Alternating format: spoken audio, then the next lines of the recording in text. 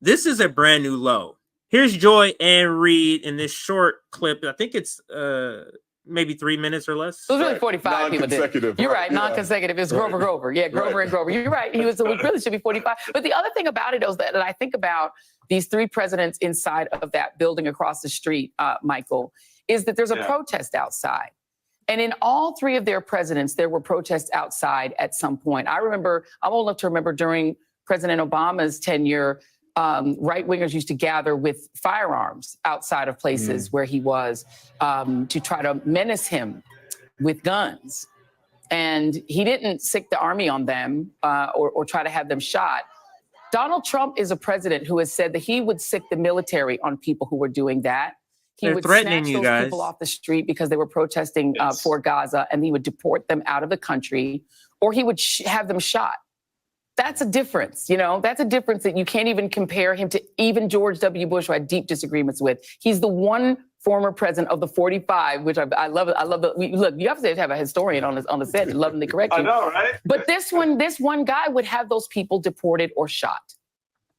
It is profoundly important what you just said, for the reason that what pulls all of that together is the man who says he wants to be a dictator. Mm-hmm. And a dictator does that. And what I hope people have come to appreciate after Donald Trump has said that and reiterated it over and over again, that come January next year, the day after his inauguration, if he, God forbid, should be inaugurated, the next president, and there are protests because of that, what do you think Donald Trump is going to do? Do you think you'll be able to freely assemble as these protesters are outside of Radio City Music Hall, speaking their minds and gathering as they're allowed to do under the 8th? So you'll be able to protest. You'll at least be allowed to protest the policy that we're not going to change if you elect Joe Biden. That's the new selling point. You'll be allowed to protest far away from the event so you can get all your anger out for a policy we're not going to change. And I'm going to tell you up front, we're not going to change. That's the Biden administration's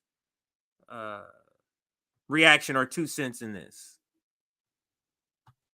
Amendment, exercising free speech as they're able to do under the First Amendment.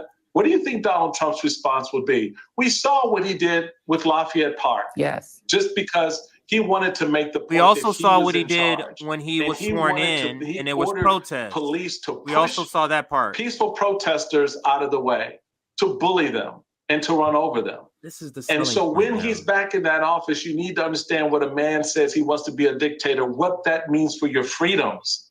So yeah, you can disagree with Joe Biden on Gaza. You can be pissed because he didn't get the this or that policy through. But you'll be able to gather in Lafayette Square at Radio City Music Hall in 2025, 26, 27 and protest that. And complain about it.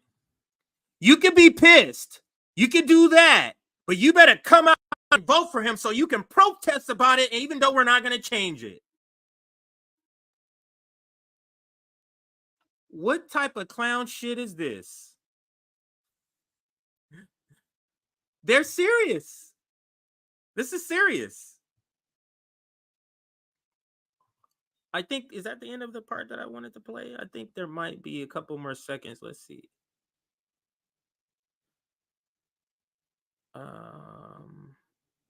Yeah, we're going to play a couple more seconds of it. So let me let it play another 45 seconds. Apparently they say more. I'm going to rewind it a little bit and then let him play it. Let's listen to it all the way through. And so when he's back in that office, you need to understand what a man says he wants to be a dictator, what that means for your freedoms.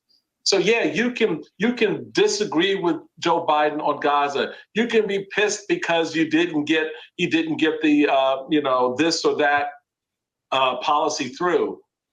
But you'll be able to gather in Lafayette Square at Radio City Music Hall in 2025, 26, 27 and protest that.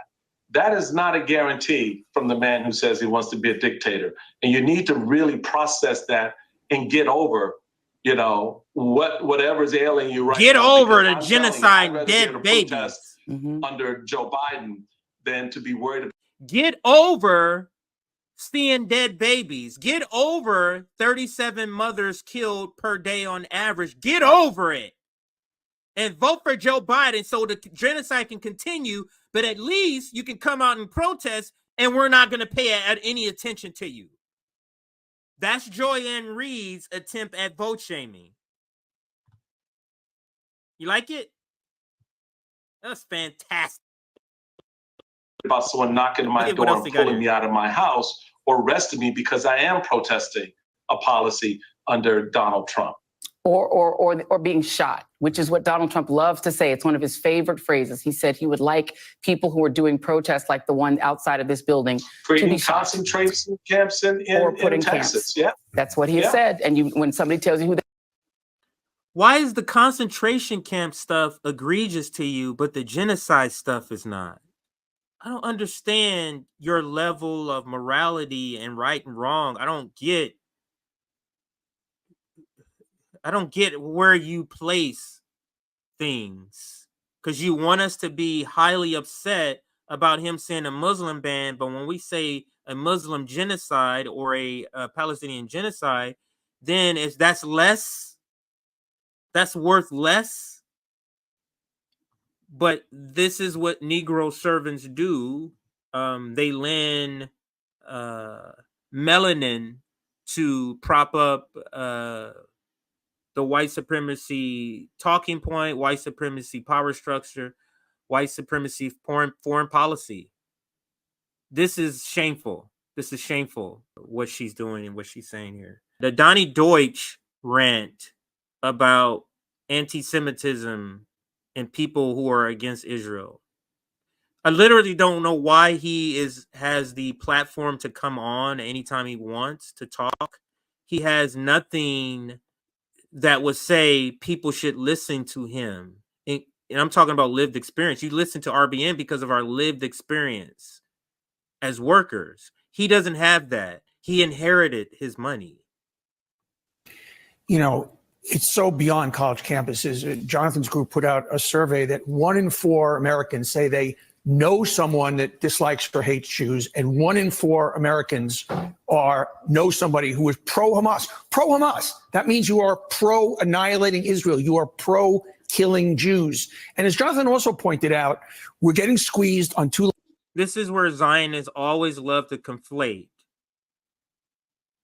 Death to the state of Israel has nothing to do with people.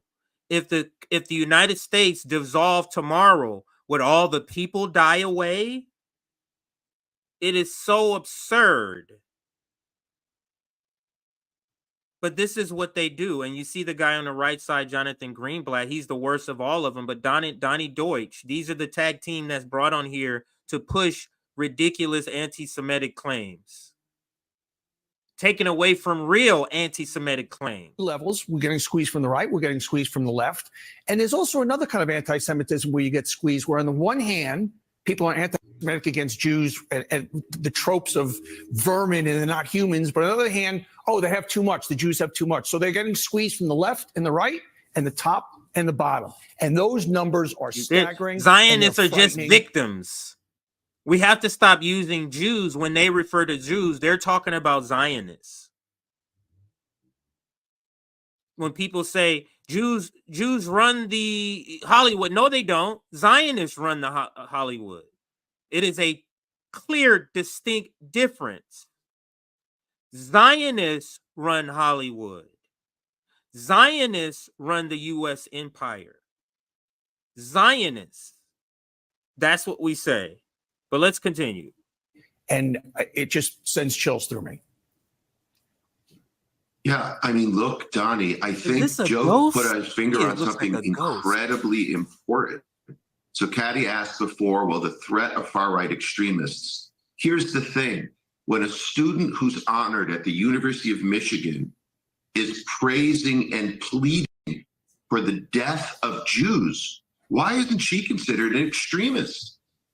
Death of Zionists is what she said. Let's equate what Zionists are, Nazis. Now, if you said death to Nazis, would anybody have a problem? No, there's even a phrase where people say punch a Nazi. Zionism is akin to Nazism. Same rationale.